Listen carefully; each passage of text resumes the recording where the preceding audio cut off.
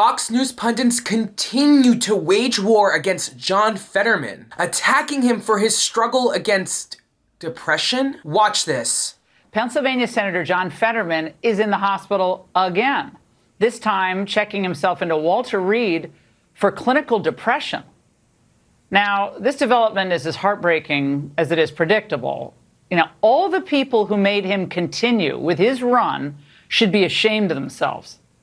Ignoring all the evidence of his serious decline, his inability to serve the people of Pennsylvania, it was obvious to anyone's own eyes.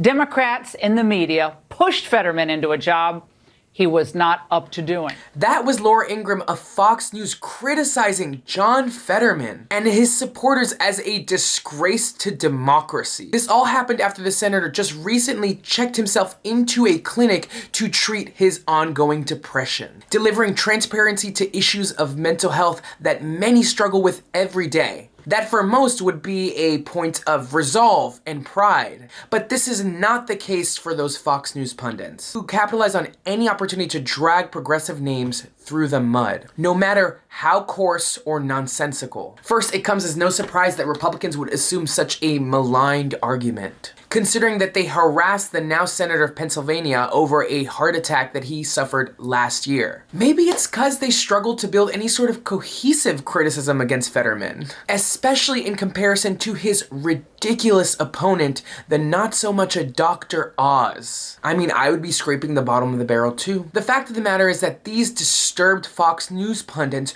who draw blanks when it comes to building any sort of argument against Fetterman and his candidacy and his particularly popular progressive platform have to resort to laboring on his health issues and concerns as a reason why he is somehow unfit to govern. I just wish that Republicans kept that same energy with the infamous Orange and his 3 Filet-O-Fish a day. But who's counting? Ultimately, it's clear that these efforts are first and foremost in bad taste, but are a clear manipulation of the stigmatized notion of mental health for their own political gain. And with millions struggling with both heart disease and mental health issues in America today, the abrasive affront that Fox News sends with this message is clear. But unfortunately, the Fox News pundits take it even a step further, accusing progressives and his very own spouse, Giselle Barretto Fetterman, for his ongoing health problems. Watch this. What do you think of Giselle Fetterman, who pushed this poor man to run for Senate? Now he ends up in the hospital with clinical depression after already being hospitalized. I mean, is there a more twisted scenario than this? Frankly, cruel scenario than this? It feels very much like a Lady Macbeth situation, which she's very ambitious, and she used her impaired husband as the vehicle to achieve some of her ambitions. It's sickening. I mean, it's sickening and cruel. Ned, great to see you. Thank you. Now, this is ridiculous. This is such a left turn after the left turn.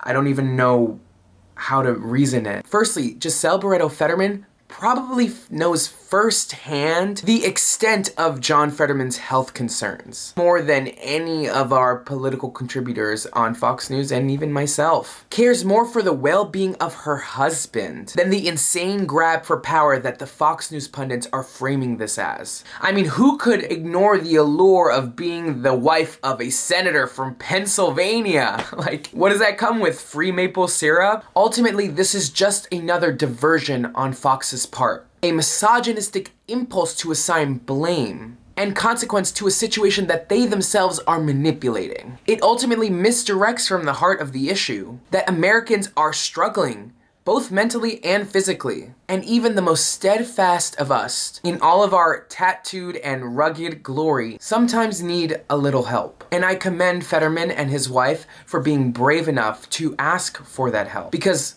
we as progressives can't help each other unless we learn how to ask for ourselves. Maybe asking for help is something that Fox News pundits should learn about in regards to their horrible talking points. Ultimately, I wish John a speedy recovery, and just know that we will keep your seat warm until you return. This is Adrian Costa, The Breakdown. Make sure to like, comment, subscribe, and check my former videos. See you guys soon.